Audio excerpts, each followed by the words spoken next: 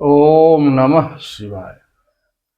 श्री शिव महापुराण विद्येश्वर संहिता का चतुर्विशो अध्याय।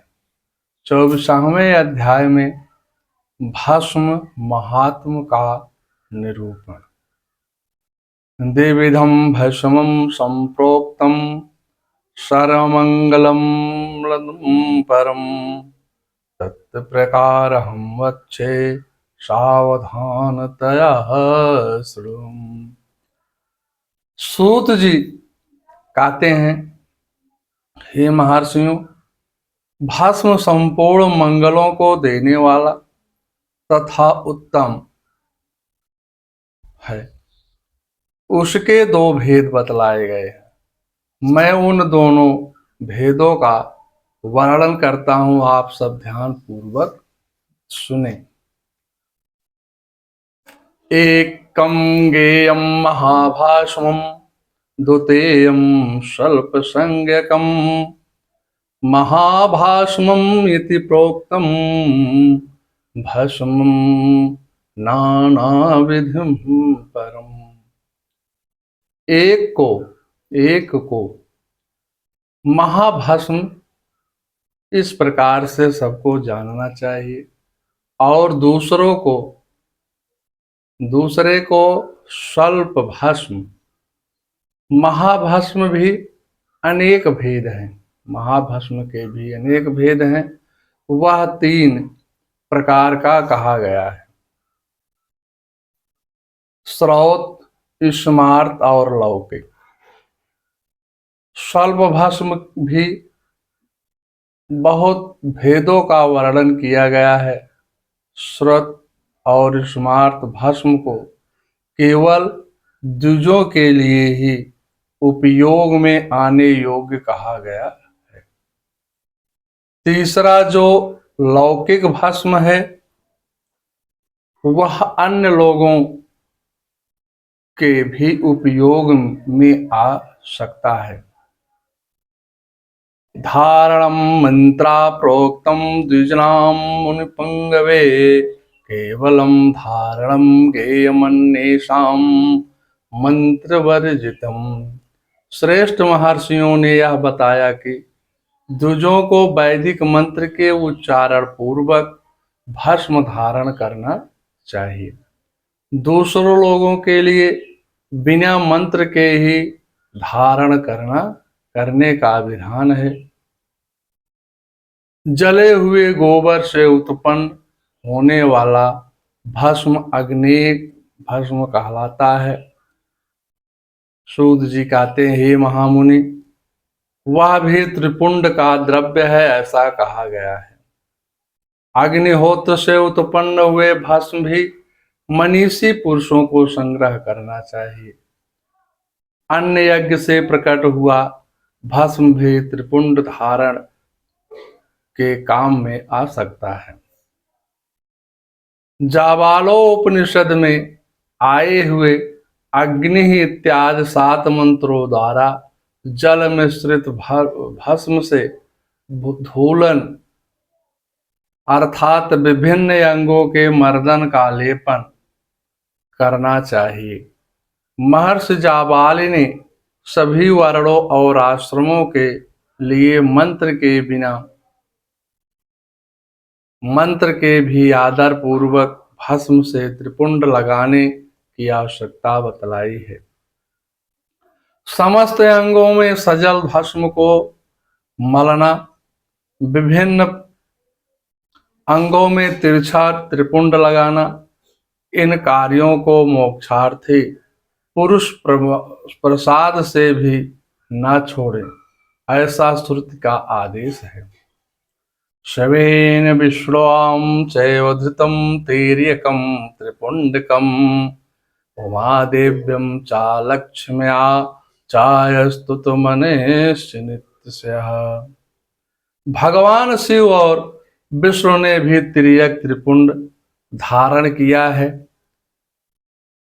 देवियों सहित भगवती उमा और लक्ष्मी ने भी वाणी द्वारा इसकी प्रशंसा किया है। ब्राह्मणों, क्षत्रियों, वैश्यों, शूद्रों, वर्ण शंकरों तथा जाति भ्रष्ट पुरुषों ने भी उद्धूलन एवं त्रिपुंड के रूप में भस्म धारण किया है। जो लोग श्रद्धा पूर्वक शरीर में भस्म का उद्धूलन लेप अर्थात त्रिपुंड धारण करने का आचरण नहीं करते हैं, नहीं लगाते हैं, उनके वर्ण आश्रम समन्वित सदाचार की कमी है। उद्धोलनम त्रिपुंडम चाश्रद्ध्यानाचरन्ति ये तेषां नास्ति विमुक्तिम संसार जन्म कोट भी।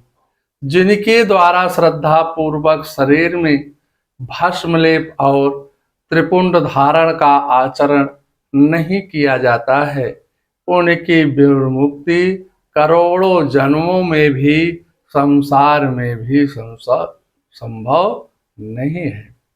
जो श्रद्धा पूर्वक शरीर में भस्मलेप और त्रिपुंड धारण का आचरण का पालन नहीं करते हैं, उन्हें 100 करोड़ कल्पों में शिव ज्ञान प्राप्त नहीं हो सकता है। उद्धोलनम त्रिपुंडम चाश्रद्ध्यानाचरन्ति ये ते महापातके युक्तम इति शास्त्रीय निर्णयः। जो श्रद्धा पूर्वक भस्मलेप का त्रिपुंड धारण नहीं करते हैं, वे महापातक से युक्त हो जाते हैं, ऐसा शास्त्रों का निर्णय है। जो श्रद्धा पूर्वक भस्मोद्धोलन और विष्णु त्रिपुंड धारण नहीं करते हैं, उन लोगों का संपूर्ण आचरण विपरीत फल करने वाला हो जाता है। प्राणियों से द्वेष करने वाले वे ही त्रिपुंड तथा भस्मोद्धालन से अत्यधिक द्वेष करते हैं। शिव अग्नि कार्यम चाकृतम कुर्यात्रियायायुषात्मितम मुंचते सर्व पापस्तुम पृष्ठेन भस्मानाम नरः। जो ज्ञानी मनुष्य शिवाग्नि अर्थात अग्निहोत्र का कार्य करके त्रायुषम जम दग्ने इस मंत्र से भस्म का स्पर्श कर ही लेता है, वह समस्त पापों से मुक्त हो जाता है। जो मनुष्य तीनों संध्या कालों में श्वेत भस्म के द्वारा त्रिपुंड धारण करता है, वह समस्त पापों से मुक्त होकर के शिव सानिध्य का आनंद भोगता है। जो व्यक्ति श्वेत भस्म से अपने मस्तक पर त्रिपुंड धारण करता है, वह आनंद विभूति लोगों को प्राप्त अमर हो जाता है। आकृत्वा भस्मानां स्नानं न जपेद खड़क्षरम त्रिपुंडम चार्चित्वा तो विधिनां भस्मानां जपेत। बिना भस्म स्नान किए हुए खड़ाक्षर अर्थात ओम नमः शिवाय मंत्र का जाप नहीं करना चाहिए। विधि पूर्वक भस्म से त्रिपुंड धारण करके ही इसका जप करना चाहिए। दयाहीन अधम महापापों से युक्त उपपापों से युक्त मूर्ख पतित व्यक्ति भी जिस देश में नित्य भस्म धारण करते रहते हैं, वह देश सदैव संपूर्ण तीर्थों और यज्ञों से भरपूर ही रहता है। त्रिपुंड धारण करने वाला पापी जीव भी समस्त देवों और असुरों द्वारा पूज्य है। यदि वह पुण्यात्मा त्रिपुंड से युक्त है, तो उसके लिए कहना ही क्या है। यस्मिन् देशे शिव ज्ञानम भूति शासन संयुक्तम गतो यादृच्छाद्यापि तस्मिन् तीर्थम समागता। भस्म धारण करने वाला शिवज्ञानी जिस देश में स्वेच्छा से चला जाता है उस देश में समस्त तीर्थ आ जाते हैं। जिस विषयों में और अधिक क्या कहना चाहिए, इस विषयों में और अधिक क्या कहना चाहिए। विद्वानों को सदैव भस्म धारण करना चाहिए एवं लिंगाच अर्चन करके खड़ाक्षर मंत्र का जप करना चाहिए। ब्रह्मा विष्णु रुद्र मुनिगण और देवताओं द्वारा भी भस्म धारण करके महत्व का वर्णन जानना संभव नहीं है। जिसने अपने वर्ण आश्रम धर्मों संबंधित आचरण एवं क्रियाएं लुप्त कर दिया है, यदि वह भी त्रिपुंड धारण करता है तो समस्त पापों से मुक्त हो जाता है। जो भस्म धारण करने वालों को त्याग कर धार्मिक कृत्य करते हैं उनको करोड़ों जन्म लेने पर भी संसार से मुक्ति प्राप्त नहीं होती है। ये भस्माधारणं त्यक्ता कर्मं कुर्वन्ति मानवा तेषां नास्ति विमरमोक्षं संसार जन्म कोटभिः। ओम नमः शिवाय। ओम नमः शिवाय।